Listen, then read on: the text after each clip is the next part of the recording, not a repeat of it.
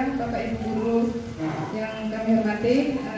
Kembali lagi kita berkumpul di tempat ini dalam rangka aksi nyata desiminasi budaya positif di SMP Negeri 1 Meraksa Aji, yaitu Kabupaten Tulang Bawang. Sebelumnya mungkin biar tidak lupa kita perkenalan dulu. Di sini kami bertiga CGP Angkatan 9 Kabupaten Tulang Bawang. Yang pertama yaitu Bapak Khairul Saifuddin SPDI, yang kedua saya Dwi Apriani, dan yang ketiga Pak Hasan Bisri. Dengan masing-masing fasilitator. Untuk Pak Khairul Saifuddin yaitu Ibu Suwarni SPD sebagai fasilitator, kemudian Ibu Lian Destian SPD sebagai pengajar praktik, dan untuk saya sendiri Ibu Mira Olivia sebagai fasilitator dan Ibu Supati SPD sebagai pengajar praktik. Untuk Pak Hasan Bisri fasilitator dengan nama Ibu Wardania Sima, untuk pengajar praktiknya Ibu Eka Purnamawati. Langsung saja untuk mempersingkat waktu. Salam dan bahagia. Assalamualaikum warahmatullahi wabarakatuh. Shalom, damai sejahtera, Om Swastiastu, Namo Buddhaya, salam kebajikan, rahayu untuk kita semua di ruang ini. Tenangkan hati dan pikiran, arahkan semua perhatian untuk fokus belajar, hadirkan rasa ingin tahu, syukur dan kebijaksanaan. Untuk agenda kita hari ini nanti yaitu yang pertama saya bacakan susunan acaranya.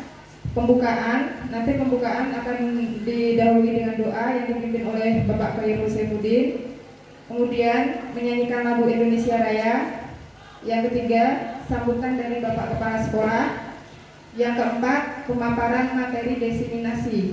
Dan yang terakhir, kelima, penutup dan refleksi. Tujuan dari desiminasi ini yaitu yang pertama, guru dan warga sekolah memahami mengenai konsep budaya positif yang di dalamnya terdapat konsep perubahan paradigma, stimulus, respon, dan teori kontrol.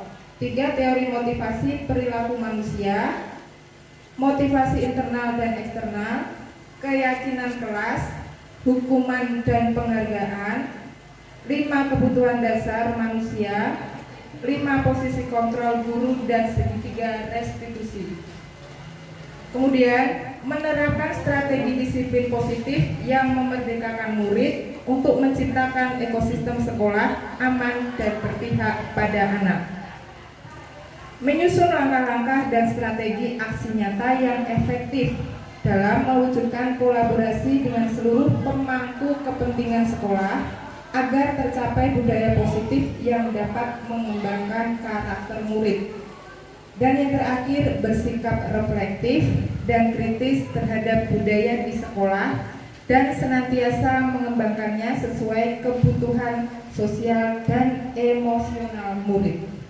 Untuk mempersingkat waktu, kita langsung menuju yang pertama yaitu pembukaan. Kita buka dengan doa dulu yang dipimpin oleh Pak Khairul Saifuddin.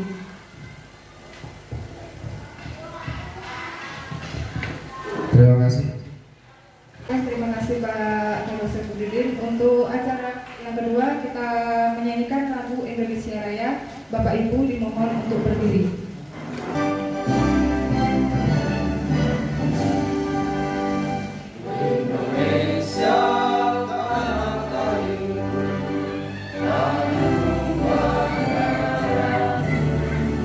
Bapak dan Ibu dipersilakan untuk duduk kembali. Menginjak acara yang ketiga yaitu sambutan dari Bapak Kepala Sekolah. Waktu dan tempat saya persilakan.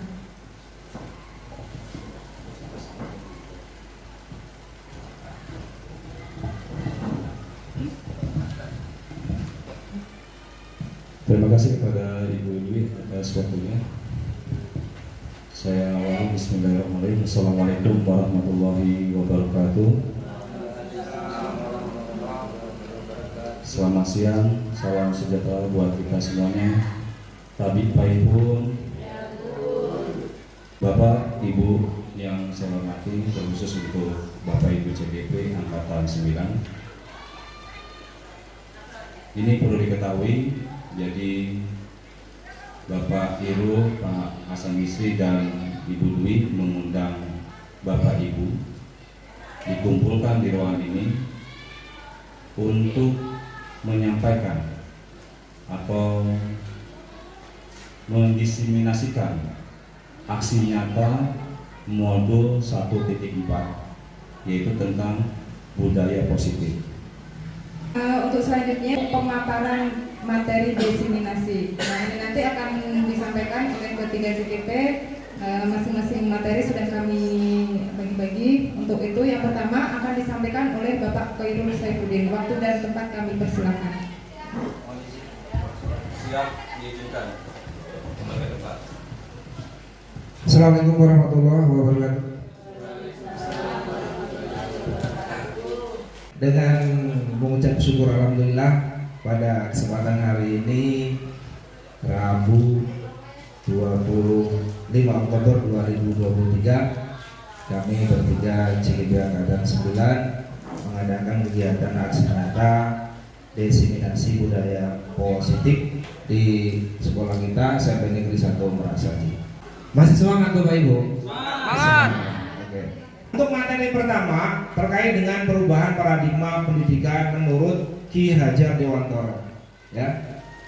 Perubahan paradigma. Jadi paradigma itu apa, Bu? Pandangan. Pandangan, ya. Paradigma benar apa yang disampaikan oleh Pak Evan ya. Jadi cara pandang, gitu ya. Cara pandang. Jadi perubahan paradigma menurut Ki Hajar Dewantara terkait dengan pendidikan. Jadi menurut filosofi pendidikan Ki Hajar Dewantara terkait dengan perubahan paradigma pendidikan, itu yang pertama adalah asas pendidikan. Nah, menurut Ki Hajar Dewantara, pendidikan dan pengajaran merupakan usaha persiapan dan persediaan untuk segala kepentingan hidup manusia, baik dalam hidup bermasyarakat maupun hidup berbudaya. Dalam artian seluas-luasnya. Sejatinya pendidikan dan pengajaran bertujuan untuk memerdekakan manusia secara lahir dan batin. Dengan semboyannya ing ngarsa sung tulodo ing madya mangunkarsa tut buri handayani. Jadi ada dua poin dalam asas pendidikan menurut HD, itu mendidik dan mengajar, Bapak Ibu. Ada perbedaan di antara dua kalimat ini, antara mendidik dan mengajar. Nah, kalau mengajar apa, Bapak Ibu? Memberikan materi. Jadi mentransfer ya. Jadi kalau mengajar itu hanya sebatas kita sebagai guru itu mentransfer ilmu ya, atau mentransfer pengetahuan kepada peserta didik. Sementara kalau mendidik gimana? Bu Danda, bahasa Indonesia, Mbak Google. Tanyain, mendidik apa Mbak? Apa Bapak Ibu kalau mendidik? Memberikan sesuatu yang baik. Kalau mendidik itu berarti lebih kepada menuntun ya Bapak ya. Ya, memanusiakan manusia. Jadi bukan hanya kita sebatas mentransfer, tapi kita bisa mengarahkan, mendidik, membentuk karakternya. Bukan hanya sebatas pengetahuannya saja, tetapi akhlak, budi pekerti, sikap dan lain sebagainya. Begitu. Sehingga kita sebagai guru itu ada semboyannya, ing ngarsa sung tulodo ing madya mangunkarsa tuturi handayani. Apa itu artinya Bapak Ibu? Kita memberikan teladan, contoh bagi anak-anak. Oke, next Mbak Tina. Kamu cantik banget hari ini. Alhamdulillah. Jangan tergabah. Jangan tergabah. Yang di belakang. Baiklah, paradigma pemikiran berdasarkan filosofi KD terkait dengan peserta didik Bapak Ibu. Nah, jadi kita sebagai guru ini diibaratkan sebagai petani, Bapak Ibu. Ya. Kita ini sebagai guru diibaratkan sebagai petani. Sementara anak didik kita ini adalah sebagai apanya? Bibitnya. Ya, sebagai bibit, sebagai benihnya. Dan sekolah kita ini sebagai ladangnya. Nah, Bapak Ibu, setiap anak itu punya potensi masing-masing sesuai dengan kodratnya. Nah, kita diibaratkan petani. Petani itu tidak bisa merubah, ya, merubah tumbuhnya benih tadi menjadi apa. Kalau kita tanam singkong nggak mungkin jadi muncul, kan gitu. Tanam padi nggak mungkin jadi kedelai, tanam jagung nggak mungkin jadi singkong atau lain sebagainya. Beda. Lanjut, Mbak operator yang cantik. Selanjutnya adalah berpihak pada anak. Nah, inilah tanggung jawab kita yang sangat luar biasa. Selain kita mengajar, kita harus memperhatikan setiap karakter yang ada pada peserta didik. Luar biasa Bapak Ibu guru. Tepuk tangan buat Bapak Ibu guru semua.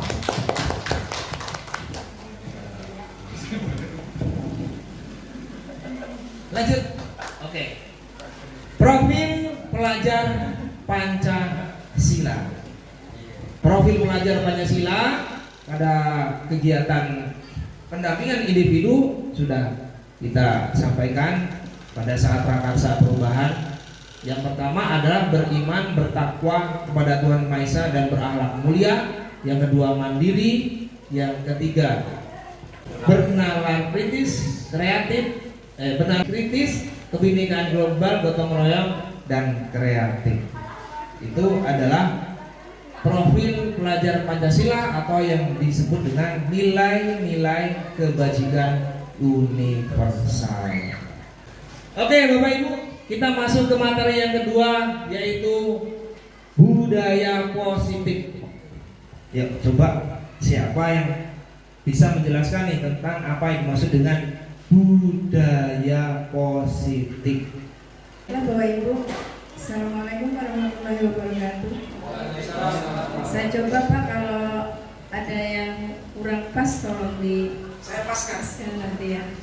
Menurut saya nih ya, atau kalau menurut Bapak Ibu, budaya positif itu seperti kita membiasakan memberikan contoh, bahkan memberikan pembelajaran atau menuntun anak-anak ke arah hal-hal yang positif. Contohnya, misalkan yang masih di sekolah kita ya, yang masih kita bahas setiap hari tentang sampah.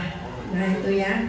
Jadi untuk budaya positif di arah ke sampah ini, minimal kita memberikan contoh. Kalau ada sampah tuh ya dipungut. Saya mengajarkan ke anak kelas 7 itu ada TSP tentang sampah, itu T itu tahan, S itu simpan, P itu pungut. Artinya tahan dulu, jangan buang sampah sebelum kita menemukan tempat yang pas untuk sampah, gitu kan. Terus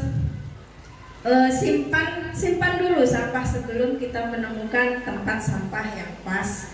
Kemudian P-nya pungut, kita membiasakan memungut sampah yang terlihat di depan kita. Itu mungkin contoh kita membudayakan positif ya, tentang budaya positif. Mungkin contoh-contoh yang lain ada Pak yang jelas. Intinya kita selalu memberikan dan menyampaikan hal-hal yang positif. Terima kasih. Assalamualaikum warahmatullahi wabarakatuh. Waalaikumsalam warahmatullahi wabarakatuh. Terima kasih Bu Nani.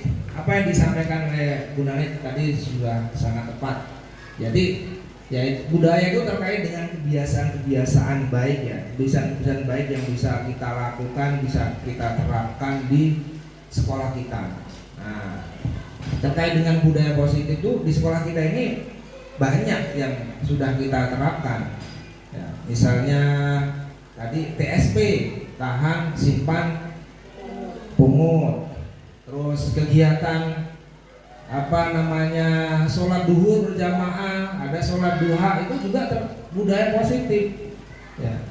Ketemu anak kita berjabat tangan, ya, salaman, nah itu juga budaya positif. Nah, untuk arti lebih luas, Mbak Bina, budaya positif adalah perwujudan dari nilai-nilai kebajikan atau keyakinan universal yang diterapkan di sekolah. Jadi keyakinan universal itu suatu nilai-nilai kebaikan di mana tidak memandang latar belakang, suku, ras, agama, dan lain sebagainya. Jadi semuanya itu bisa menerima dengan nilai-nilai tersebut. Misalnya tadi TSP, nah semua orang yang beragama Islam bisa, non Islam juga bisa gitu. Senyum sapa salam juga bisa seperti itu. Jadi semua bisa untuk melaksanakan nilai-nilai tersebut. Budaya positif di sekolah merupakan pembiasaan hal yang baik, mencakup sikap, perilaku, tutur kata oleh seluruh warga sekolah. Nah itulah Bapak Ibu pengertian mengenai budaya positif. Next. Nah, ini pertanyaan pemantik. Setuju, tidak setuju? Ini jawab aja pokoknya setuju, tidak setuju. Untuk jawaban lebih lengkap mungkin versinya berbeda-beda. Mungkin lain kesempatan kita bahas mengenai setuju, tidak setuju lebih luas lagi. Ini hanya saya ingin bertanya. Yang pertama, apakah hukuman dapat mendisiplinkan anak? Setuju tidak Bapak Ibu? Hukuman dapat mendisiplinkan anak. Bu Wiwi setuju nggak Bu? Setuju ya?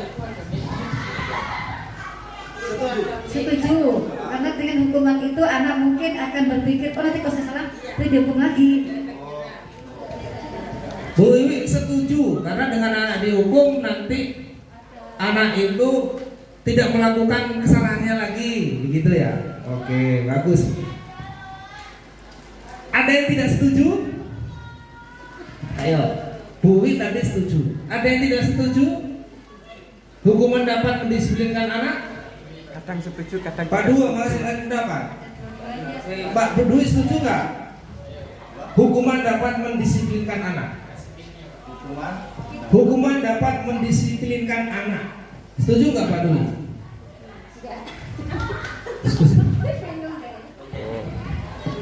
Lebih kesepakatan. Iya, antar siswa. Kalau untuk hukuman itu biasanya, kalau kita hukuman kekerasan, biasa anak itu semakin jengkel, itu malah bisa melawan. Tapi kalau lebih ke pendekatan dan kesepakatan antara guru dan peserta didik, mungkin itu akan lebih baik dan lebih menghormati. Berarti Pak Dwi nggak setuju kalau hukuman mendisiplinkan anak? Kalau untuk hukuman tidak, lebih senang ke kesepakatan kepada anak.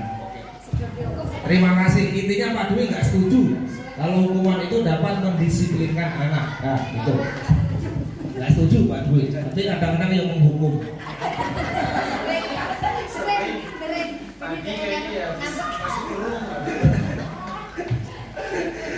Terima kasih Bapak Ibu. Yang kedua, setuju tidak setuju pemberian hukuman dengan hal positif seperti lari keliling lapangan. Ini pekerjaannya Pak Irfan dan Pak Dwi. Ya. Pemberian hukuman dengan hal positif seperti lari keliling lapangan atau membersihkan halaman sekolah dapat mendisiplinkan anak. Saya minta jawaban dulu dari Bapak Irfan selaku BP yang sering menghukum anak-anak. Saya maju lah Pak, biar kena frame. Oke.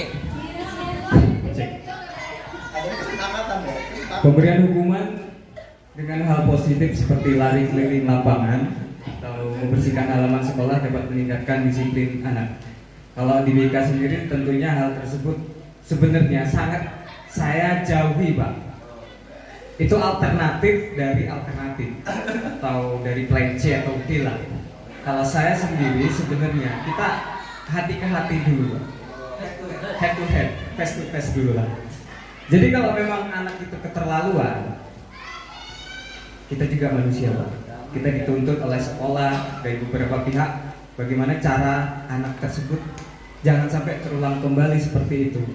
kenapa sih anak itu lagi contoh si B itu ya Bu Nani ya, si B terus kok B kita pelan ya sampailah terjadi hukuman. Ya mohon maaf, mungkin itu udah mencapai alternatif yang sudah tidak bisa terbendung seperti itu Pak Irul. Terima kasih. Terima kasih. Intinya Pak Irfan ini tidak setuju, tapi setuju dalam tanda kutip ya.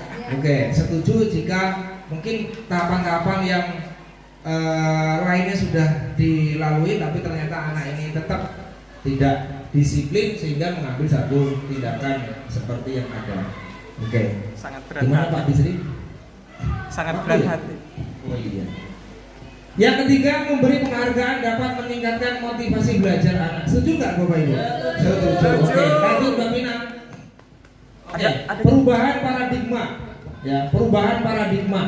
Ini perubahan cara pandang kita terkait dengan kontrol ya. Terkait dengan kontrol. Ini ada hubungannya dengan peserta didik Bapak Ibu. Nah, ini ada suatu contoh di sini Bapak Ibu. Ya. Ini saya ibaratkan ini suatu kertas antara Ibu Mujilah dan Ibu Wiwi. Ya. Nah, Bu Mujilah ini genggam kertas ini sekuat-kuatnya. Bu Wiwi ini merayu dengan rayuan apapun seperti merayu Pak Warno dan lain sebagainya, rayuan maut, sehingga kertas ini bisa terbuka tangannya oleh Bu Mujilah. Begitu.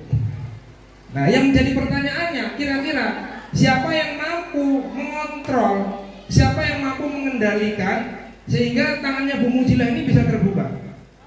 Siapa Pak Ibu? Bu Wiwi atau Bu Mujilah kira-kira? Hah? Hah? Coba Bu Mujilah pertahankan kertas ini ya, dalam genggaman Bu Mujilah ya. Bu Wiwi merayu dengan rayuan, silakan rayuan apapun yang Ibu bisa lakukan sehingga tangan Bu Mujilah terbuka. Bu Mujilah bertahan ya. Bertahan, jangan sampai tangan Bu Mujilah ini terbuka. Nah, ini kalau dipraktekkan ini lama ini ya. Cuman yang menjadi pertanyaan saya, kendali kertas itu bisa diberikan kepada Bu Wiwi atau tangannya ini bisa terbuka, itu ada di siapa kendalinya? Nah, ada di Bu Mujilah ya. Jadi kendalinya ada di Bu Mujilah gitu. Sama halnya dengan peserta didik kita Bapak Ibu ya. Mau seperti apapun kita, mau kasih hukuman dan lain sebagainya, mau diapain gitu kan. Tapi kalau memang anak itu tidak tumbuh muncul kesadaran dari dalam dirinya, maka tetap tidak akan bisa. Iya memang gak bisa, itu harus dikonsulting lebih dalam, rujukan ke psikolog. Perubahan paradigma teori kontrol, teori pilihan menurut William Glasser dalam kontrol teori. Yang pertama, ilusi guru dapat mengontrol murid. Yang kedua, ilusi bahwa kritik dan membuat orang merasa bersalah dapat mengubah karakter. Yang ketiga, ilusi bahwa semua penguatan positif efektif dan bermanfaat.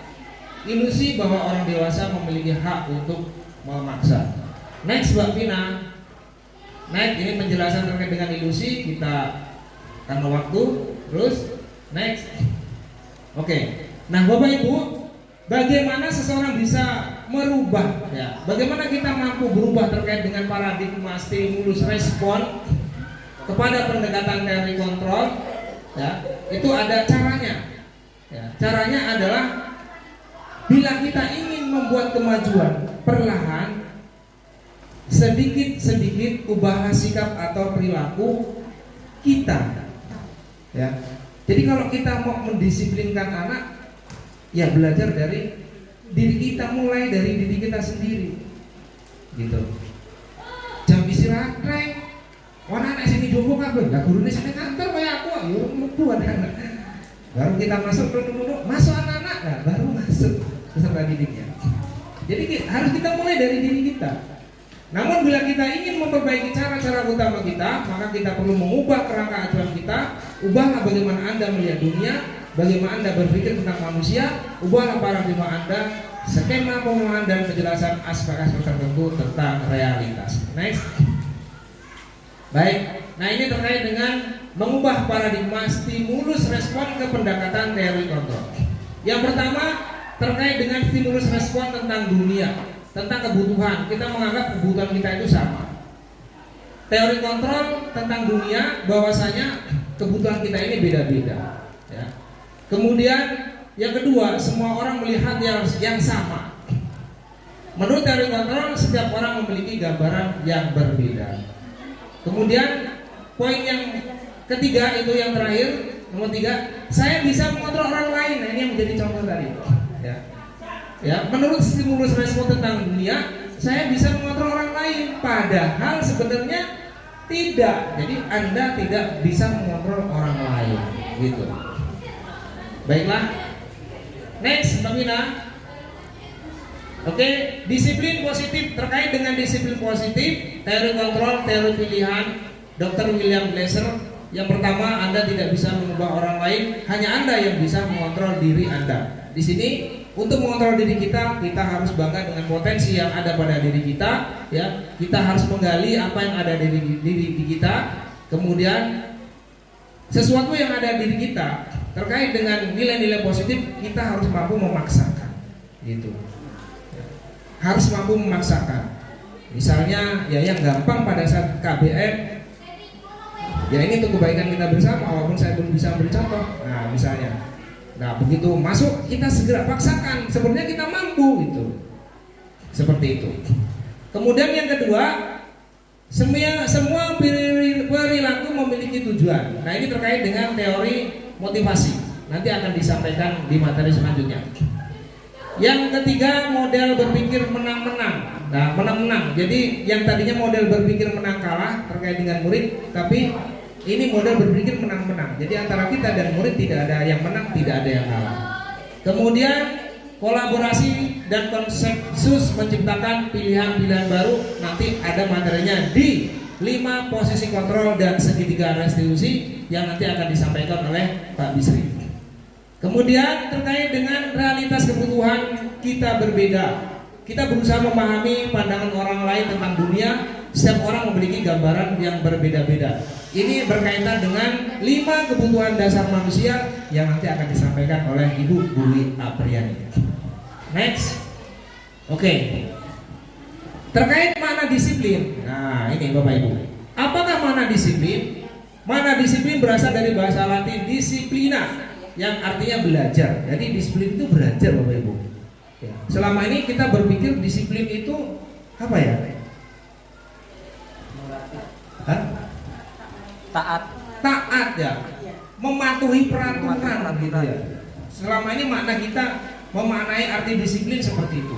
Tapi makna yang sebenarnya disiplin itu artinya adalah belajar. Kemudian makna asal dari kata ini berkonotasi dengan disiplin diri dari murid-murid menurut Socrates dan Plato. Konotasi itu apa, Bu? Kiasan ya. Kiasan ya. Kiasan ya, artinya bahwasanya disiplin itu berkaitan dengan diri dari murid. Nah, ini menurut Socrates dan Plato. Kemudian disiplin diri membuat orang menggali potensi menuju sebuah tujuan apa yang dia hargai. Apa yang kita hargai? Waktu, pekerjaan dan lain sebagainya. Kemudian dalam budaya kita, makna kata disiplin telah berubah menjadi sesuatu yang dilakukan seseorang pada orang lain untuk mendapatkan kepatuhan. Ya, jadi kita itu membuat suatu peraturan yang harus diikuti oleh peserta didik. Ya, peserta didik itu patuh dengan peraturan yang kita buat. Makanya di sini nanti ada materi yang namanya keyakinan kelas. Kecenderungan umum adalah menghubungkan kata disiplin dengan ketidaknyamanan. Ya, jadi kita disiplin itu ada faktor X-nya. Takut begini, takut begitu, takut dimarah, takut dinilai tidak baik. Nah, ketidaknyamanan gitu. Padahal disiplin itu berkaitan dengan menggali potensi yang ada pada diri kita sehingga kita mampu menghargai sesuatu yang kita tuju, begitu. Oke, penerapan disiplin positif dengan pendekatan tanpa kekerasan. Jadi kita bisa menerapkan nilai-nilai budaya terkait dengan disiplin sekolah, disiplin-disiplin yang baik tanpa adanya kekerasan. Secara umum, disiplin positif adalah suatu pendekatan untuk menerapkan disiplin dari dalam diri anak tanpa hukuman dan hadiah. Jadi disiplin yang timbul dari dalam diri anak, dan intrinsik ya, dari jiwa anak itu sendiri. Disiplin positif perlu diterapkan baik dalam lingkungan keluarga maupun lingkungan sekolah. Dengan menerapkan disiplin positif diharapkan tidak ada kekerasan sehingga tindak kekerasan dapat dihindari. Pendekatan disiplin positif bukan mengenai anak atau peserta didik secara langsung, melainkan bagaimana cara orang dewasa yang memberikan dampak dan pengaruh positif kepada peserta didik. Jadi kita sebagai guru itu ya tadi itu Guru Handayani ingangso sung tulodo ing madya mangungkarso tut wuri handayani. Jadi kita harus bisa memberi contoh, mendorong anak, menyemangati dan sebagainya. Next, Mbak Wina. Ki Hajar Dewantara maupun Dian Gosen mengartikan disiplin sebagai bentuk kontrol diri, yaitu belajar untuk kontrol diri agar dapat mencapai suatu tujuan mulia. Ya, suatu tujuan mulia. Tujuan mulia di sini mengarah kepada nilai-nilai atau prinsip-prinsip mulia yang dianut seseorang. Yang mana prinsip-prinsip itu kita sebut dengan nilai-nilai kebajikan universal sesuai dengan profil pelajar Pancasila. Apa nilai-nilai kebajikan universal? Tadi sudah saya sampaikan. Nilai-nilai kebajikan yang disepakati bersama terlepas dari suku, bangsa, agama, bahasa maupun latar belakang. Nilai-nilai ini merupakan payung besar dari sikap dan perilaku kita, atau nilai-nilai ini merupakan fondasi kita berperilaku. Next, Mbak Pina. Oke. Terus, terima kasih. Jangan lupa bahagia. Kalau Bapak lupa bahagia, maka saya akan bahagiain. Terima kasih.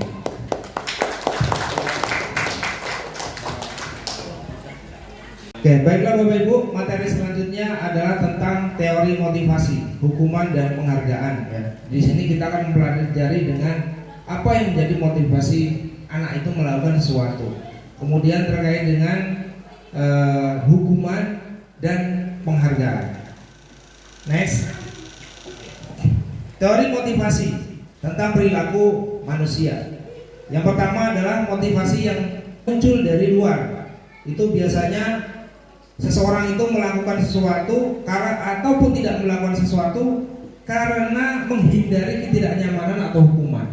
Ya. Contohnya tadi misalnya siswa datang takut terlambat.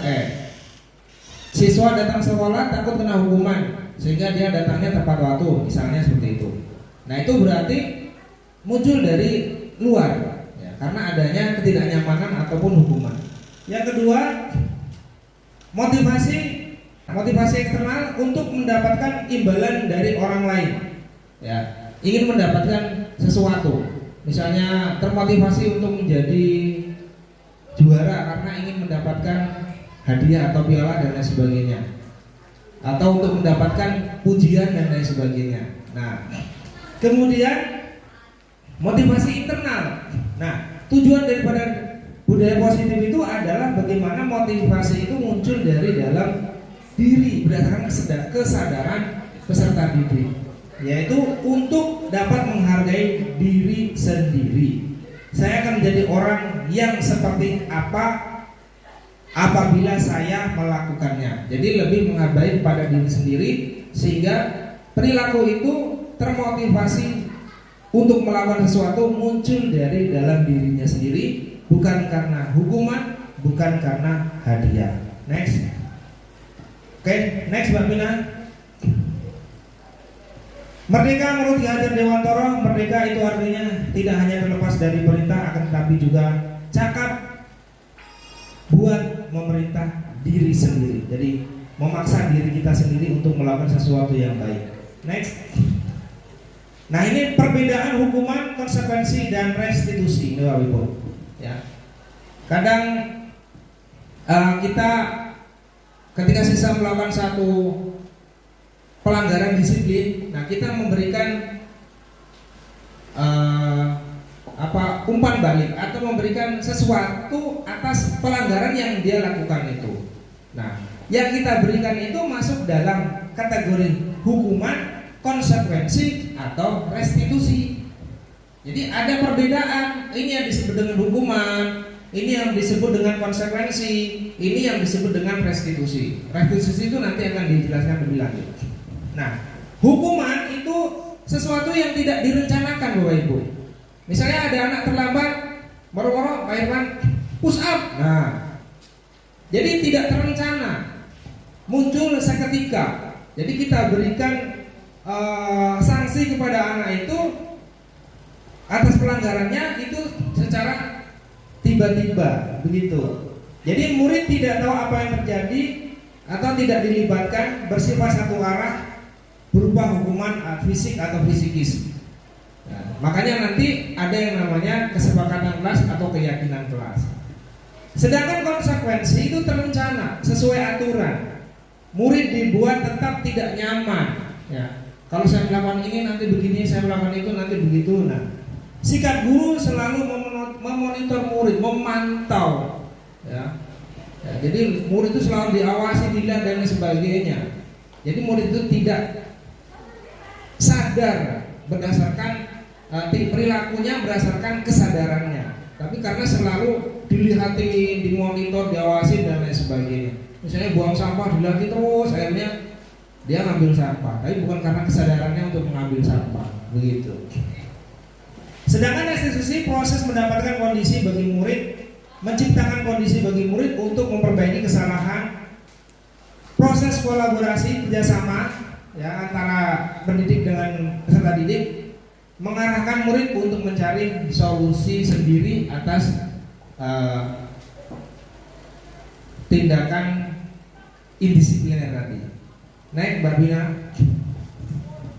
Next. Oke.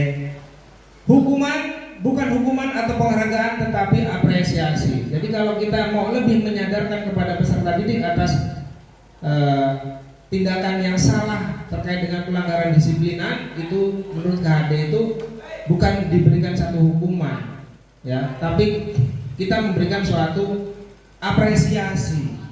Apresiasi itu apa, Bu? Ya, penghargaan. Ya, penghargaan itu bukan hanya kita berikan sesuatu, barang dan sebagainya, tapi bisa kita berikan melalui ucapan, ya, pujian dan lain sebagainya. Kamu hebat, kamu pintar, gitu. Kamu kalau buang sampah di tempat, waduh, kamu pasti, ya Allah, udah baik, ganteng, rajin, nah begitu. Nah ini apresiasi namanya. Daripada kita buang sampah sembarangan, nah seperti itu. Jadi efek yang ditimbulkan akan berbeda. Yang masuk dalam jiwa anak itu akan berbeda, begitu. Sama dengan anak naik pohon. Ketika naik, mundur, nah nggak mundur, tapi sedur terus muncul. Nah dia akan turun seperti itu. Next, Mbak Mina.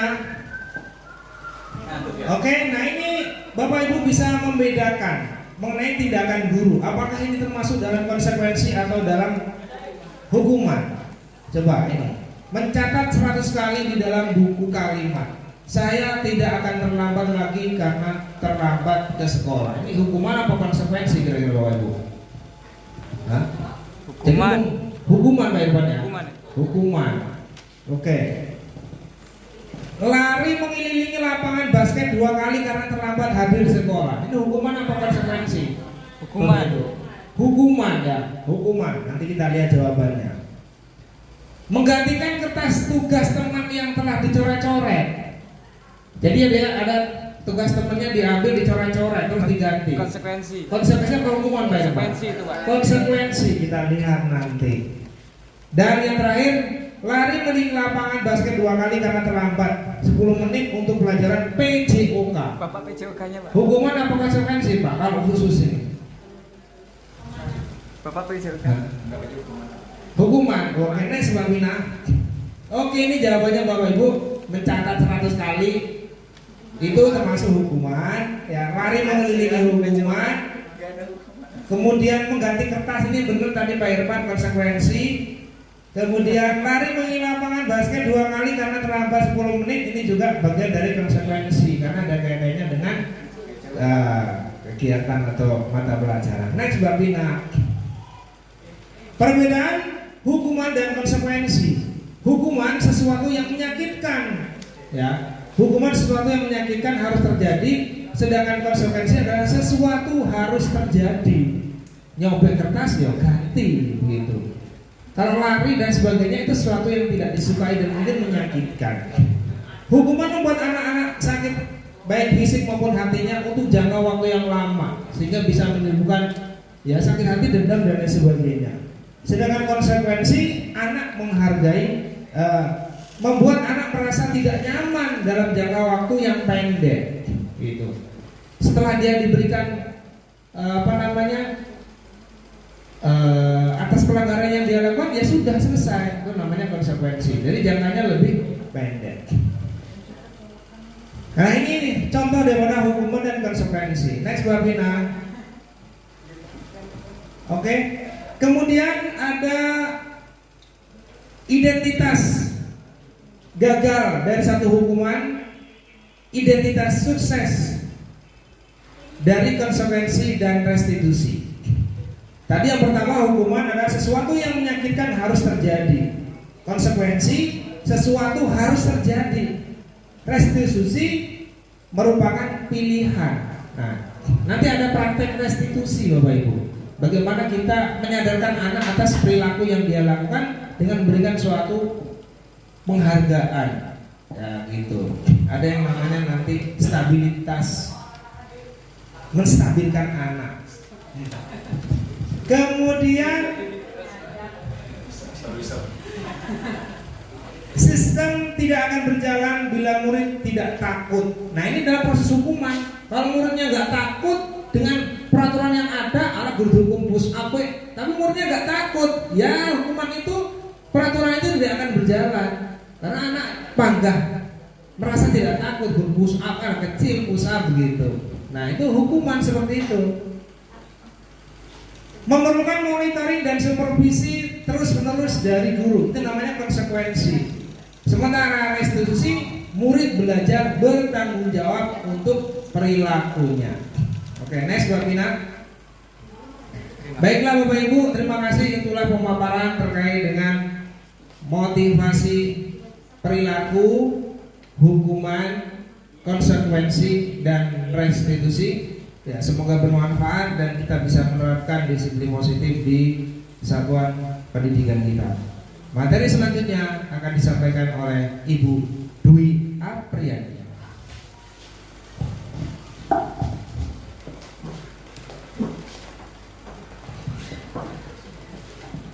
Terima kasih Pak Ibu atas waktunya. Bapak Ibu masih semangat? Ya, biar kita semangat lagi, ada briefing sebentar. Tolong Bapak Ibu berdiri ya, biar semangat lagi. Kita ikutin gerakan yang ada di layar ya. Mungkin guru jalan sudah bisa. Ini lagu TK PAUD.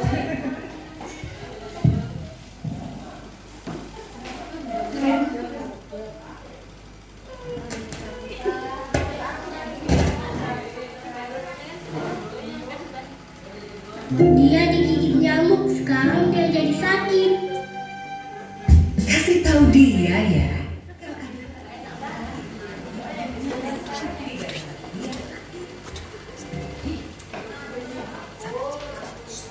Tangan diputar-putar, bertepuk tangan. Tangan diputar-putar, peganglah bahu. Tangan diputar-putar, peganglah lutut. Digoyang-goyang, digoyang-goyang.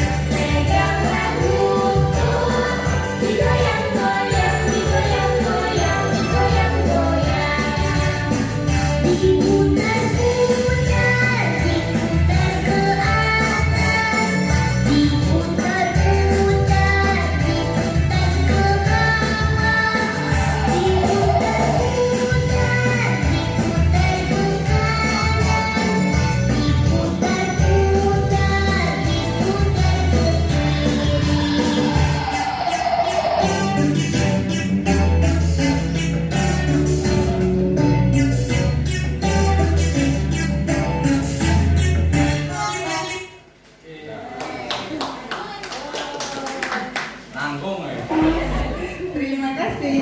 Untuk materi selanjutnya yaitu kebutuhan dasar manusia dan dunia berkualitas. Next. Nah, untuk materi ini yaitu bertujuan mengetahui kebutuhan dasar yang menjadi motif dan tindakan manusia baik murid maupun guru, dapat menganalisis dampak tidak terpenuhinya kebutuhan dasar terhadap pelanggaran peraturan dan tindakan yang tidak sesuai dengan nilai kebajikan. Next. Nah, di sini seluruh tindakan manusia memiliki tujuan tertentu. Semua yang kita lakukan adalah usaha terbaik kita untuk mendapatkan apa yang kita inginkan. Ketika kita mendapatkan apa yang kita inginkan, sebetulnya saat itu kita sedang memenuhi salah satu atau lebih dari satu kebutuhan dasar kita, yaitu ada kebutuhan untuk bertahan hidup, kasih sayang dan rasa diterima, kebebasan, kesenangan, dan penguasaan.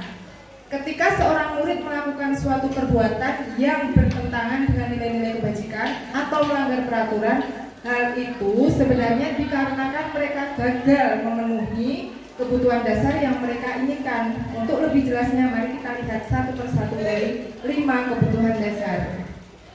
Nah, itu adalah lingkaran 5 kebutuhan dasar manusia. Kebutuhan dasar yang pertama adalah bertahan hidup. Bertahan hidup itu contohnya ya, kalau kita tidak makan, tidak minum, atau tidak ada pakaian, nah itu kan untuk bertahan hidup ya, apalagi makan dan minum. Kemudian kebutuhan yang kedua adalah kasih sayang. Ini contohnya rasa diterima, kebutuhan akan rasa cinta dan kasih sayang, penerimaan dan hubungan sosial. Selanjutnya untuk yang ketiga yaitu kebutuhan kebebasan. Kita pengen bebas, contohnya kebutuhan akan otonomi pilihan dan kontrol atas kehidupan sendiri. Kemudian yang keempat adalah kesenangan. Contohnya yaitu kebutuhan akan pengalaman yang menyenangkan dan memuaskan. Dan yang terakhir adalah kebutuhan akan rasa berdaya, mampu, dan pengaruh. Itu adalah penguasaan. Lanjut ada studi. Kemudian kebutuhan-kebutuhan tersebut tentunya bersifat universal, artinya berlaku untuk semua orang, jelas tanpa memandang usia, gender, ras, ataupun latar belakang. Kebutuhan-kebutuhan tersebut juga saling terkait, artinya pemenuhan satu kebutuhan dapat mempengaruhi pemenuhan kebutuhan lainnya. Kita sebagai pendidik atau guru perlu memahami kebutuhan dasar manusia untuk dapat menciptakan lingkungan belajar yang positif dan kondusif. Tentunya ya kita berhubungan dengan murid, berarti kita harus mengetahui kebutuhan dasar dari murid itu. Dengan memahami kebutuhan dasar manusia, guru atau pendidik dapat membantu murid untuk memenuhi kebutuhan dan berkembang secara optimal. Apabila 5 kebutuhan dasar ini terpenuhi, akan menciptakan murid yang berperilaku positif di kelas atau di lingkungan luas sekolah secara umum. Next. Nah, di sini ada studi kasus, coba Bapak Ibu guru analisis. Sini ada Ibu Ambar, guru wali kelas 2A di SD Pelita Hati, sedang bingung menghadapi ulah salah satu murid di kelasnya. Doni, beberapa anak di kelas 2A telah datang padanya dan mengeluhkan Doni yang seringkali meminta bekal makan siang mereka dengan paksa. Jika Anda menghadapi situasi seperti itu, Ambar, apa yang akan Anda lakukan? Menurut Anda, kira-kira apa alasan Doni melakukan hal itu? Mungkin ada yang mau berpendapat, si Doni ini kebutuhan dasar apa yang belum terpenuhi? Coba Bapak Ibu, ada yang berpendapat? Bu Tika, Bu Nani, Bu Rojana? Gak bawa sangu ini anaknya. Perhatian. Gak bawa sangu. Coba Pak Irfan minta pendapatnya. Tolong dianalisis. Saya sebagai Bu Ambar panggil dulu si Doni atau saya mendatangi Doni nih. Doni, nak Doni yang ganteng. Tadi sarapan enggak di rumah, bawa bekal enggak? Atau kita tanya bawa uang jajan enggak? Jawabannya gimana nih dari Mas Doni? Enggak bawa, Pak. Ibuku enggak ada, bapakku enggak ada. Nah, nanti ketahuan nih masalah sumber masalahnya. Jadi dari kebutuhan 5 kebutuhan dasarnya ada yang tidak terpenuhi dari rumah. Dari situ mungkin kita ngobrol atau apa itu bahasanya, koordinasi dengan teman sejawat masalah Doni. Akhirnya diputuskan ya udah kita ke rumahnya, kita cari apa sih masalahnya di rumah, seperti itu dulu menurut saya. Terima kasih Pak Irfan. Jadi menurut Pak Irfan ada salah satu kebutuhan dasar yang mana sih tepatnya? Dari ada bertahan hidup, rasa kasih sayang, Rasa kasih sayang. rasa kasih sayang. Kalau bertahan hidup loh orang adalah itu. rasa kasih sayang. Iya. Oke. Coba kita lihat jawabannya, analisisnya. Nah, di sini merujuk pada situasi yang dihadapi Ibu Ambar dalam konteks penegakan disiplin positif ya tentunya, karena kita berbicara tentang disiplin positif. Ibu Ambar sebaiknya mencari tahu alasan Doni melakukan tindakan tersebut agar mengetahui kebutuhan mana yang sedang berusaha dipenuhi oleh Doni. Nah, di sini ada beberapa poin. Misal, Doni merebut makanan. Nah, makanan karena dia lapar, tidak membawa bekal, artinya berarti Doni ingin memenuhi kebutuhan bertahan hidup karena dia lapar ya, ingin makan, bertahan hidup. Kemudian, analisis yang kedua, jika Doni merebut makanan karena iseng, artinya Doni ingin memenuhi kesenangan. Yang ingin senang, ganggu temennya. Kemudian analisis yang ketiga, jika Doni merebut makanan karena merasa dia berkuasa melakukan itu atau ingin diakui bahwa dia hebat, maka Doni sebenarnya ingin memenuhi kebutuhan penguasaan. Jadi di sini ada 3 ya kebutuhan dasar yang mungkin Doni pengen rasakan. Oke, untuk selanjutnya lanjut. Nah, di sini kita langsung masuk ke dunia berkualitas. Apa sih dunia berkualitas itu? Dunia berkualitas adalah tempat khusus dalam pikiran, tempat menyimpan gambaran representasi dari semua yang diinginkan. Bisa berisi orang-orang, hal-hal apa saja yang terbaik dalam hidup dan membuat kita merasa bahagia dan terpenuhi kebutuhan dasar. Kebutuhan dasar bersifat lebih umum dan universal. Kalau kebutuhan dasar itu bersifat umum, sedangkan kalau dunia berkualitas itu lebih unik dan personal, jadi lebih ke pribadi masing-masing. Gambaran dunia berkualitas adalah unik dan spesifik untuk setiap orang. Jika Anda bisa hidup di dunia berkualitas hidup Anda akan sempurna. Tapi sayangnya kita tidak bisa tinggal di sana. Murid kita juga mempunyai gambaran dunia berkualitas mereka. Tentunya sebagai guru, kita ingin mereka memasukkan hal-hal yang bermakna dan nilai-nilai kebajikan yang hakiki ke dalam dunia berkualitas mereka. Bila guru dalam membangun interaksi yang memberdayakan dan memerdekakan murid, maka murid akan meletakkan dirinya sendiri sebagai individu yang positif dalam dunia berkualitas karena mereka menghargai nilai-nilai kebajikan. Oke, lanjut Mbak. Nah, di sini coba nanti diiniin mandiri ya, masing-masing dicoba dalam lingkaran di bawah ini. Buatlah gambar atau kata-kata yang menggambarkan hal-hal yang Anda miliki dalam dunia berkualitas Anda saat ini. Nanti silakan dituliskan di dalam lingkaran tersebut, yaitu dengan bantuan menjawab pertanyaan-pertanyaan. Yang pertama, siapakah orang-orang yang paling penting dalam hidup Anda? Nah, jadi nanti di dalam lingkaran itu isinya siapakah orang-orang yang paling penting dalam hidup Anda? Mungkin orang tua, suami, anak, istri. Nah, kemudian Untuk selanjutnya, nilai-nilai kebajikan apa yang terpenting dalam hidup Anda? Nilai-nilai kebajikan mungkin jujur, harus bertanggung jawab. Nah, nanti silakan dituliskan di dalam lingkaran tersebut. Kemudian, kalau Anda menjadi orang yang ideal, karakter atau sifat apa yang Anda paling inginkan pada diri Anda? Sifat atau karakter apa yang kalian inginkan? Kemudian, apa pencapaian Anda yang Anda sangat banggakan sampai saat ini? Sudah mencapai apa? Kemudian, apa pekerjaan ideal bagi Anda? Dia ceritakan bagian perjalanan hidup Anda di mana Anda merasa itulah titik puncak hidup Anda. Dan yang terakhir, apa yang paling bermakna dalam hidup Anda? Itu mencoba membuat dunia berkualitas. Dunia berkualitas itu kan intinya dia spesifik, lebih ke personal. Oke, lanjut.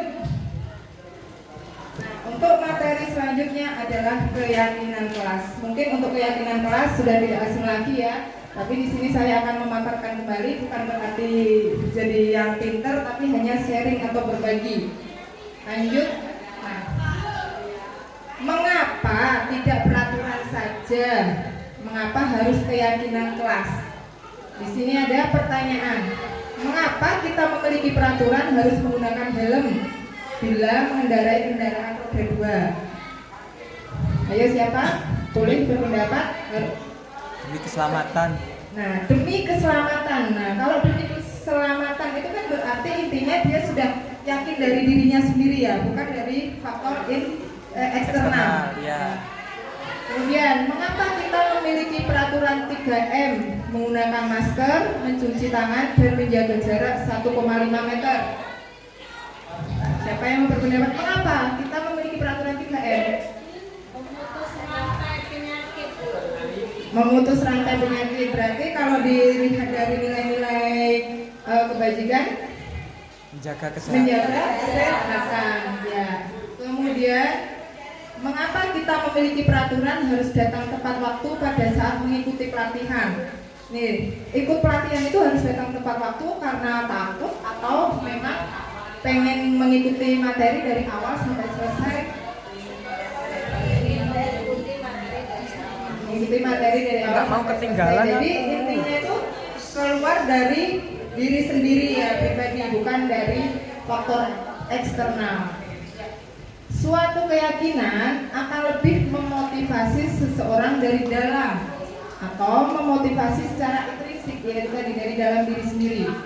Seseorang akan lebih tergerak dan bersemangat untuk menjalankan keyakinannya daripada hanya sekedar mengikuti serangkaian peraturan yang mengatur mereka harus berlaku begini atau begitu, yang membuat ketidaknyamanan dan keterpaksaan. Jadi kalau sesuatu yang dilakukan dari sendiri, bukan dari faktor internal, itu akan merasa nyaman ya, nggak ada paksaan.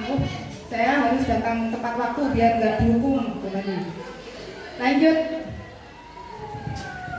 Nah, nilai-nilai keselamatan atau kesehatan inilah yang kita sebut sebagai suatu keyakinan, yaitu nilai-nilai kebajikan universal yang disepakati secara tersirat dan tersurat, lepas dari latar belakang suku, negara, bahasa maupun agama. Seperti yang sudah disampaikan sebelumnya pada pembelajaran 2.1 tadi tentang nilai-nilai kebajikan, bahwa menekankan pada keyakinan seseorang akan lebih memotivasi seseorang dari dalam. Seseorang akan lebih tergerak dan bersemangat untuk menjalankan keyakinannya daripada hanya sekedar mengikuti serangkaian peraturan tertulis tanpa makna. Murid-murid pun demikian, mereka perlu mendengarkan dan memahami arti sesungguhnya tentang peraturan-peraturan yang diberikan. Apa nilai-nilai kebajikan di balik peraturan tersebut? Apa tujuan utamanya, dan menjadi tidak tertarik atau takut sehingga hanya sekedar mengikuti serangkaian peraturan-peraturan yang mengatur mereka tanpa memahami tujuan mulianya. Jadi mungkin kebanyakan murid-murid kita itu mau apa ya, biar tidak dihukum atau karena itu tadi faktor dari eksternal ya, nggak dari mereka sendiri. Oke, lanjut Mbak. Ini ada beberapa pernyataan yang mana yang merupakan keyakinan kelas, yang warna sebelah hijau atau yang warna putih. Menurut Bapak Ibu yang mana? dinamakan keyakinan kelas? Yang warna hijau atau yang warna putih? Hijau. Yakin warna hijau? Ya. Oke. Di situ yang merupakan keyakinan kelas adalah yang warna putih. Yang putih, Pak Dwi. Coba didalami lagi. Baca. Kalau yang warna hijau itu lebih ke peraturan. Mereka akan melaksanakan karena faktor eksternal. Kalau yang putih itu ke keyakinan. Jadi kami guru dan murid ya saling menyayangi. Kemudian kami murid yang semangat belajar. Dan ketiga, kami murid yang peduli dengan teman-teman. Peduli, semangat, dan saling menyayangi muncul dari intrinsik ya. Ya nggak apa-apa. Ya lanjut. Oke, di sini juga coba dianalisis. Yang pertama, selalu kembalikan buku ke tempatnya. Peraturan atau keyakinan. Bu Mujilah boleh kasih pendapat?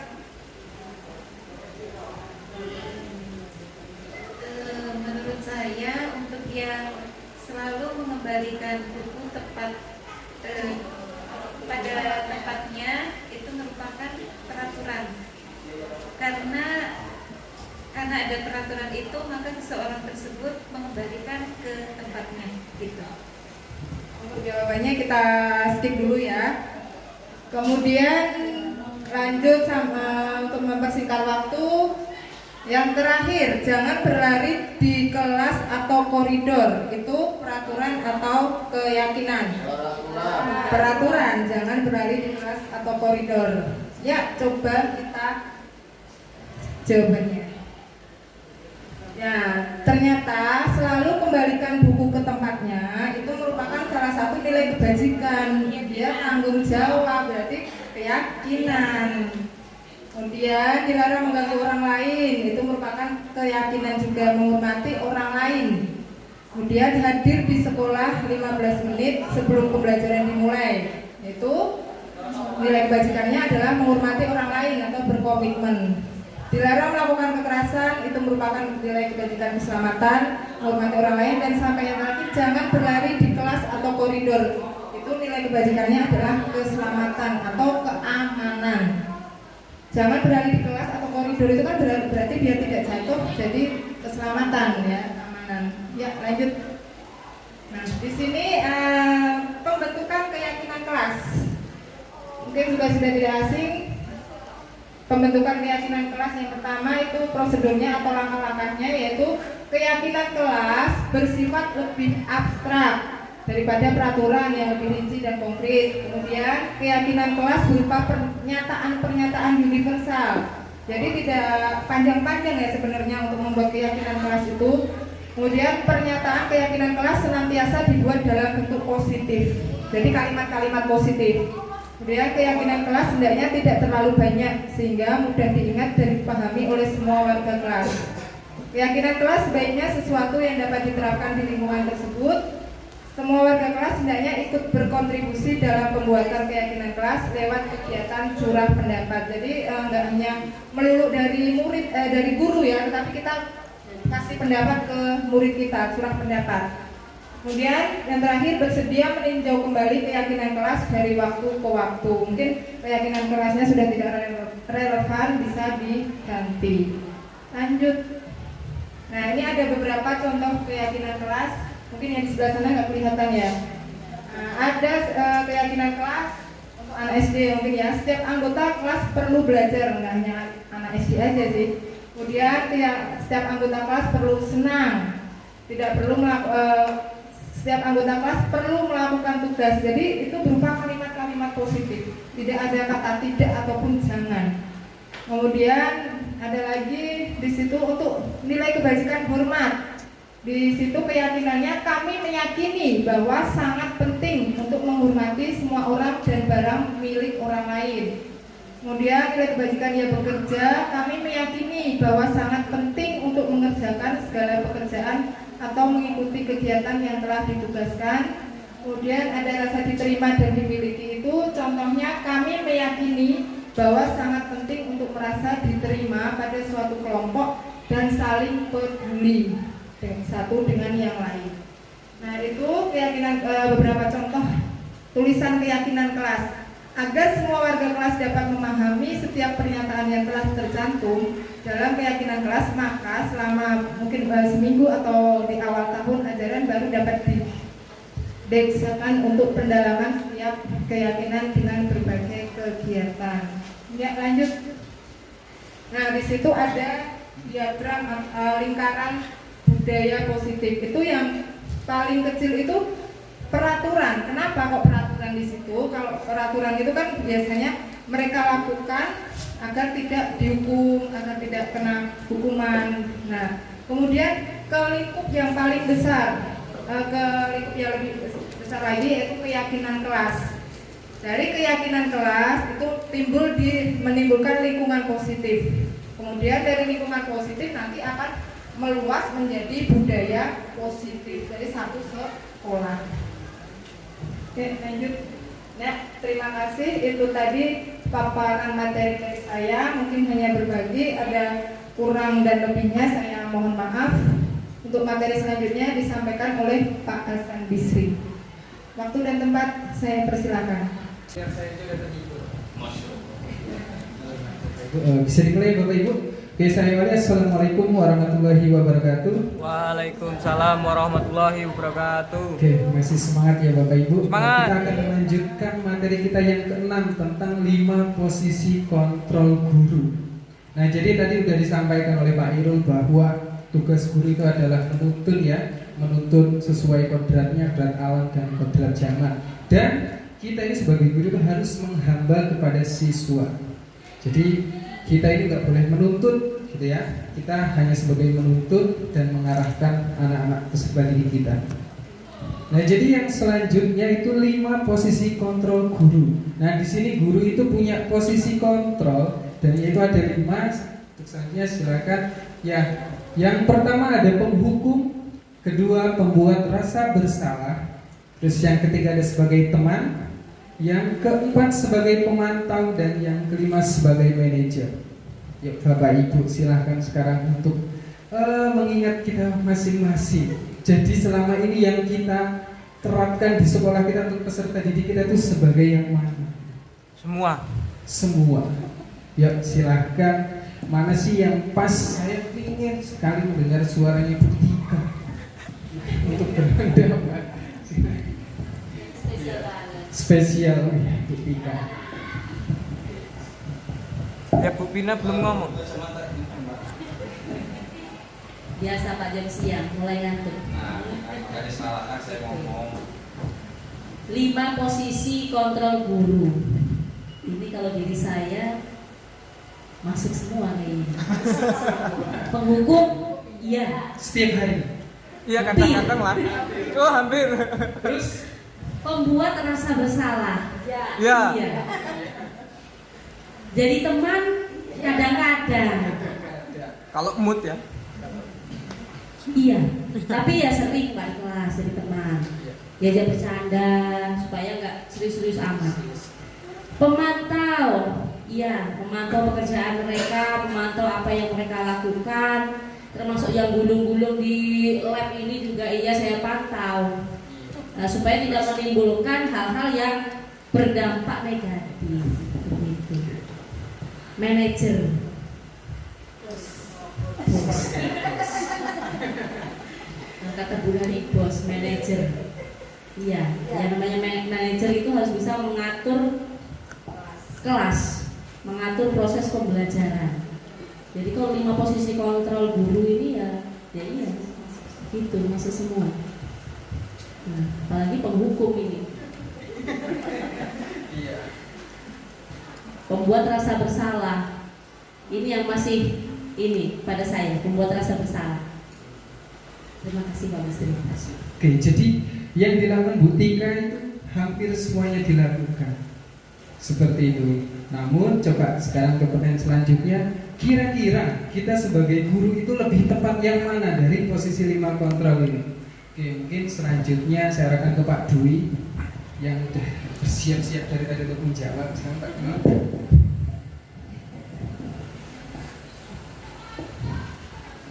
Itu yang bagian? Iya. Kira-kira yang pas gitu. Kita sebagai guru itu posisi dari kelima ini yang mana? Jadi IPA. Untuk yang pas itu yaitu yang jelas pastinya teman. Sebagai teman hidup. Nah, intinya apapun yang sudah menjadi teman itu pasti akan saling pengertian. Kalau udah sesama saling mengerti, biasanya lebih enak untuk berdiskusi, transfer ilmu, ya. Dan juga kalau siswa memiliki kendala itu lebih terbuka. Lebih enak kita curhatnya sama Pak Dwi. Nah, terutama sama Pak Irfan biasanya. Cukup Pak Dwi? Ya cukup. Oke. Jadi posisi 5 kontrol ini. Nah, untuk next selanjutnya, Bu Vina. Nah, di sini ada penjelasannya. Jadi kalau kita memposisikan guru sebagai penghukum, biasanya yang kita lakukan itu ada hukuman verbal maupun ada hukuman fisik tindakan. Sebenarnya bukan, namun yang sering kita lakukan biasanya hanya hukuman verbal. Seperti ada ucapan-ucapan di situ, menunjuk, terus menyakiti, terus menyindir, ya. Jadi menghukum itu bukan hanya bentuk fisik, tapi dengan perasaan itu pun, dengan kita berucap itu pun akan melakukan posisi guru sebagai penghukum. Nah, terus di sini ada dampaknya, dampak pada siswa. Jadi siswa itu seperti apa kalau sudah dihukum oleh gurunya? Mentalnya akan turun. Gitu. Terus apa lagi kira-kira? Semangat belajarnya, dan yang paling berbahaya justru siswa itu akan merasa dendam terhadap guru yang sudah menghukum dirinya sendiri. Sakit hati. Nah, akan sakit hati gitu ya. Kamu jelek gitu, kamu hitam. Karena itu yang sering saya lakukan setiap hari. Seperti itu. Iya. Asik. Terus yang kedua ada membuat orang merasa bersalah. Gitu. Jadi contoh guru yang sering melakukan siswanya membuat bersalah itu ada kata-katanya seperti ini. Guru biasanya melakukan ceramah, ngoceh, ya, ngoceh. Terus ada lagi mengatakan seharusnya. Gitu. Jadi dari ucapan-ucapan itu membuat siswa merasa bersalah. Saya kecewa sama kamu nak, gitu. Itu kan sudah membuat rasa bersalah anak, tapi di situ justru akan menimbulkan dampak positif dan dampak negatif untuk anak. Mereka merasa menjadi jiwa yang gagal. Karena apa? Siswa tersebut akan merasa dirinya ini gagal. Dia tidak bisa menjaga kepercayaan yang sudah guru kan berikan. Gurunya hingga kecewa. Nah, justru hal tersebut itu akan lebih berbahaya daripada guru yang sifatnya penghukum. Karena kalau udah ke bawah perasaan, biasanya siswa itu tidak mau meluapkan, langsung dia tahan, ya kan Bu? Jadi ketika dia meluapkan, justru itu akan lebih berbahaya lebih berbahaya dari posisi guru sebagai penghukum. Kalau penghukum, anak itu pasti langsung menjawab, langsung diungkapkan kalau mereka tidak terima dengan apa yang diucapkan guru. Tapi kalau sebagai membuat rasa bersalah, siswa itu akan tertahan dalam hatinya.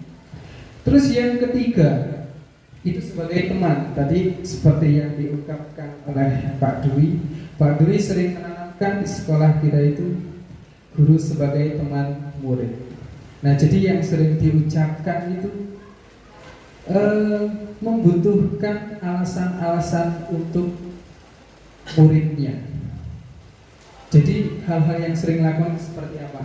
Tolong nak bantu ibu, gitu. Tolong nak bantu bapak, ya kan? Seperti itu.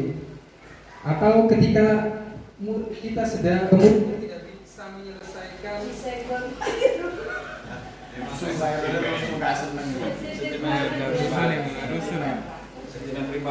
kalau yang oke.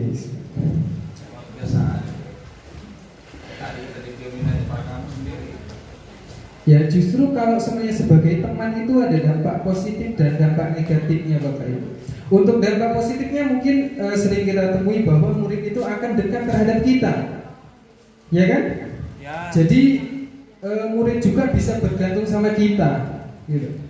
Akan merasa dekat, mereka curhat tuh jadi nggak kaku. Apa yang diucapkan Pak Dwi tadi betul seperti itu. Cuma ada dampak negatifnya ketika kita menerapkan guru sebagai teman. Apa biasanya siswa itu melunjak. Terus jadi alasan juga orang sama Pak itu aja gak dimarah gitu. Ya. Dia ada guru yang jadi andalan dia. Seperti itu. Jadi murid itu akan tidak mandiri ketika kita selalu menerapkan sebagai posisi kontrol sebagai teman untuk murid kita. Seperti itu ya Bapak Ibu. Nah terus untuk yang keempat itu sebagai pemantau. Jadi pemantau itu berada di tengah-tengah, bukan kendali dari kita sendiri gitu. Tapi guru itu menerapkan sebagai pemantau itu karena ada aturan-aturan yang ada di sekolah. Contohnya ketika anak terlambat. Jadi bukan menghukum, bukan membuat rasa bersalah atau sebagai teman. Jadi guru itu bertindak sesuai dengan peraturan yang ada. Gitu seperti itu. Jadi membiasakan pada sanksi atau hadiah yang lebih baik kepadanya ini untuk sebagai pemantau. Jadi guru bertindak itu sesuai dengan aturan yang ada di sekolah. Terus yang keempat, yang kelima itu posisi guru sebagai manajer. Asing mungkin bagi kita ya Bapak Ibu. Biasanya kita hanya sebagai teman, sebagai penghukum yang sering kita lakukan. Namun di posisi kontrol itu ada sebagai, kita itu harus menerapkan sebagai manajer. Nah justru yang paling efektif itu adalah kita harus menerapkan seorang guru itu sebagai manajer. Kenapa? Karena kalau dalam manajer itu kita menggali anak, kita membantu anak untuk menyelesaikan masalah yang dihadapi anak. Kita nggak bisa, jadi anak itu mencari solusi sendiri, gitu. Nah, jadi untuk selanjutnya, nah tadi ada posisi 5 kontrol guru. Coba sekarang Bapak Ibu jawab, bisa ditulis di kertas masing-masing. Di situ ada pertanyaan, saya kecewa sekali dengan kamu. Itu termasuk posisi kontrol yang mana? Yang kedua berarti apa? Merasa bersalah. Terus kamu tidak pernah benar melakukannya. Penghukum, bersalah, teman, atau gimana? Kamu tidak benar, kamu tidak pernah benar melakukannya. Jadi jawabannya apa ini Bapak Ibu? Merasa bersalah. Terus yang ketiga, ayolah lakukan demi ibu atau bapak. Ini sebagai teman. Apakah kamu mau mendapatkan stiker bintang hari ini? Ayo, penghargaan tadi posisinya yang mana? Sebagai pemantau. Terus yang kelima, kamu selalu yang paling terakhir. Nyakitin banget ini. Rasa bersalah atau penghukum? Oke, coba kita lihat jawabannya di selanjutnya. Nah itu. Jadi saya kecewa sekali. Nah ini membuat orang merasa bersalah. Terus kalau kita sering mengungkapkan kamu tidak pernah benar melakukannya, itu sama aja menghukum, itu menyakiti dengan ucapan. Itu bentuk hukuman verbal. Terus yang kedua, ayolah lakukan demi ibu bapak, itu berarti sebagai teman. Terus apakah kamu mau mendapatkan stiker bintang, itu sebagai pemantau. Lalu ada bagaimana kamu bisa menyelesaikan masalah ini, itu sebagai manajer. Tadi kan sebagai manajer itu mencari solusi permasalahan siswa. Terus kamu selalu yang paling terakhir, wah itu menyakiti sekali. Ibaratnya kamu yang paling bodoh gitu. Nah, itu sebagai penghukum. Oke, selanjutnya. Nah, di sini ada kasus Sabrina. ya, kasus Sabrina dengan Bapak Lukman. Nah, Sabrina, Bapak Ibu silahkan nanti bisa dicatat di kertas atau di buku. Kira-kira dari kasus ini ada bentuk hukuman seperti apa? Posisi kontrolnya itu seperti apa? Bisa dituliskan ya, gitu ya Bapak Ibu. Sabrina hari itu bangun terlambat dan terburu-buru sampai di sekolah. Dia pun akhirnya sampai di gerbang sekolah, tapi baru menyadari kalau tidak menggunakan sepatu hitam seperti tertera di peraturan sekolah. Di depan pintu, Bapak Lukman memperhatikan sepatu Sabrina yang berwarna coklat. Sabrina berusaha menjelaskan bahwa dia terburu-buru dan salah menggunakan sepatu. Pak Lukman menanyakan Sabrina, apa peraturan sekolah tentang seragam warna sepatu? Sabrina menjawab sudah mengetahui sepatu harus berwarna hitam, namun terburu-buru dan salah mengenakan sepatu. Selain tidak mungkin kembali pulang karena rumahnya jauh, Pak Lukman tetap bersikeras pada peraturan yang berlaku dan mengatakan, ya sudah, kamu sudah melanggar peraturan sekolah, kamu salah, sudah terlambat, salah pula warna sepatunya. Segera buka sepatumu kalau tidak bisa menggunakan warna sepatu sesuai peraturan. Sabrina meminta maaf dan memohon kembali kepada Pak Lukman agar tetap dapat mengenakan sepatunya dan berjanji tidak akan mengulang kesalahannya. Namun Pak Lukman tidak mau tahu. Tidak, kamu tetap melanggar peraturan sekolah. Kalau tidak sanggup ambil sepatu di rumah atau antarkan sepatu ke sekolah, ya sudah, kamu tidak bersepatu saja seharian di sekolah. Sekarang copot sepatumu dan silahkan belajar tanpa sepatu seharian. Sabrina pun dengan berat hati mencopot sepatunya dan memberikan kepada Pak Lukman. Nah, kira-kira di sini posisi kontrol Pak Lukman itu sebagai apa? Sebagai penghukum, ada lagi sebagai pemantau, lalu ada lagi gimana Pak Irfan dari kasus ini tadi? Iya, coba kita slide selanjutnya. Nah, jadi dalam kasus tersebut itu posisi yang dilakukan oleh Pak Lukman itu yang pertama ada sebagai penghukum. Sudah jelas itu dari katanya terlihat tegas dalam kalimat Pak Lukman tetap bersikeras pada peraturan yang berlaku dan mengatakan, ya sudah, kamu sudah melanggar peraturan sekolah. Kalau kamu salah, sudah terlambat, salah pula warna sepatunya. Segera buka sepatumu kalau tidak bisa mengenakan warna sepatu sesuai peraturan. Jadi indikatornya itu menggunakan suara tinggi. Lalu ada memberikan hukuman, gitu ya, dengan mencopot sepatunya. Gitu. Terus selanjutnya itu ada posisi sebagai pemantau. Karena tadi jelas ada peraturannya bahwa di sekolah itu harus menggunakan sepatu berwarna hitam. Nah, indikatornya itu tindakan sesuai dengan peraturan, nada suaranya lebih datar, tidak menunjukkan suara tinggi yang berlebihan. Jadi seperti itu. Selanjutnya, nah, dari 5 posisi kontrol memang seharusnya guru itu menerapkan posisi kontrol sebagai manajer. Kita di sini nggak boleh menghukum seperti itu, terus membuat rasa bersalah.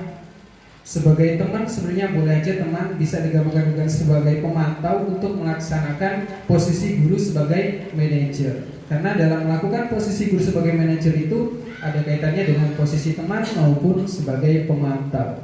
Nah, selanjutnya, nah, sekarang materi ke-7 tentang restitusi segitiga atau segitiga restitusi. Nah, ini tadi posisi guru itu harus ditetapkan dengan posisi kontrol sebagai manajer, karena dalam posisi manajer itu terdapat 3 tahapan atau langkah-langkah yang dikatakan dengan restitusi segitiga ini. Nah, selanjutnya, nah, teori segitiga restitusi. Restitusi adalah proses kolaboratif yang mengajarkan murid untuk mencari solusi untuk masalah dan membantu murid berpikir tentang orang seperti apa yang mereka inginkan dan bagaimana mereka harus memperlakukan orang lain. Oke, selanjutnya, nah ini ada tahapan-tahapan segitiga restitusi. Yang pertama ada menstabilkan identitas, terus yang kedua ada validasi kebutuhan, terus yang ketiga ada menanyakan keyakinan. Jadi dalam kita menangani masalah anak, kita itu jangan langsung dengan suara keras atau dengan langsung ke pokok permasalahannya. Kita gali dulu dari identitasnya dulu. Kita panggil, terus kita tanyakan, kenapa saya panggil ke kantor? Dia biar mencari sendiri. Mungkin dia nanti berpikir, ya karena saya melakukan sesuatu gitu. Seperti itu. Terus habis itu validasi kebutuhan. Apakah kamu sudah sesuai dengan keyakinan kelas? Pasti dia akan menjawab belum. Keyakinan kelas apa yang kamu langgar hingga kamu mendapatkan masalah gitu. Nah itu adalah sebuah.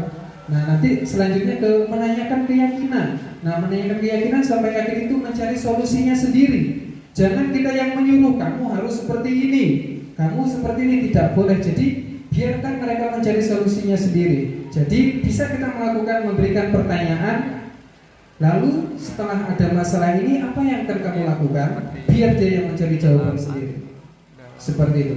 Dengan pertanyaan-pertanyaan agar siswa tersebut menyadari kesalahannya dan ingin memperbaiki kesalahan yang sudah diperbuat. Karena kita bosan kan kalau marahin anak tetap aja, ya enggak?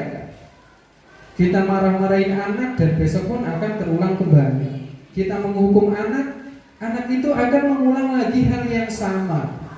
Gitu. Coba kalau kita bersama-sama menerapkan segitiga restitusi dalam menangani kasus anak, ya kalau kita melakukan konsisten, mudah-mudahan kita akan bisa membuat anak tersebut sadar dengan kita sebagai siswa. Kita lanjutkan Bapak Ibu.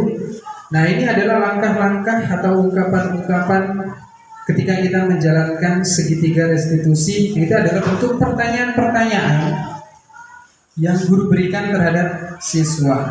Yang pertama menstabilkan identitas. Itu bisa dalam bentuk pertanyaan.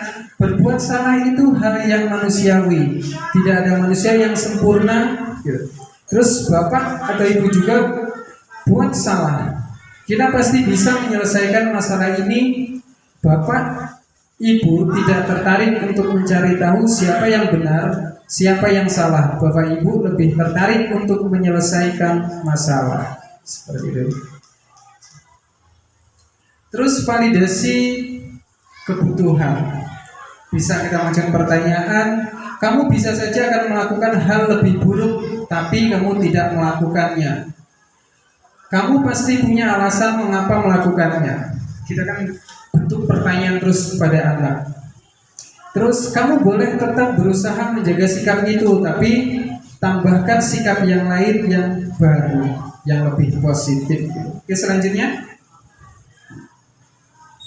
Nah, yang ketiga itu menanyakan keyakinan seperti tadi. Apa nilai yang kita percaya di kelas? Oke, demikian pemaparan materi dari kami tentang budaya positif di sekolah. Untuk selanjutnya saya kembalikan ke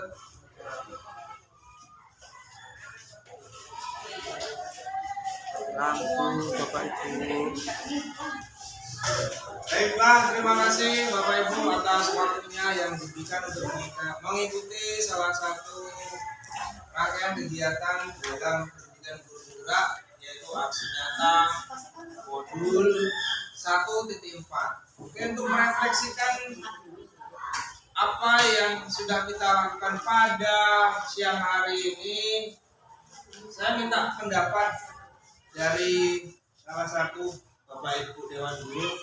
Kira-kira apa yang Bapak Ibu dapat dari proses atau kegiatan diseminasi budaya positif di SMP Negeri 1 Racaji. Saya minta pendapatnya mungkin Bu Nani terkait dengan kegiatan pada siang hari.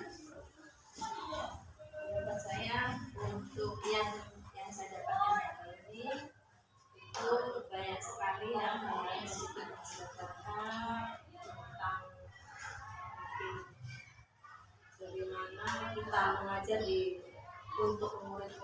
besar juga jaga juga sekarang paham bahwa guru itu nggak harus menghukum atau menginginkan apa yang kita inginkan, tapi kita harus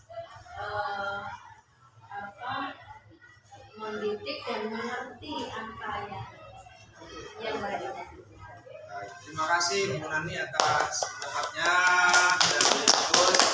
Baiklah Bapak Ibu, terkait dengan kesimpulan kegiatan dari simulasi hari ini yaitu mengenai budaya positif. Yang pertama terkait dengan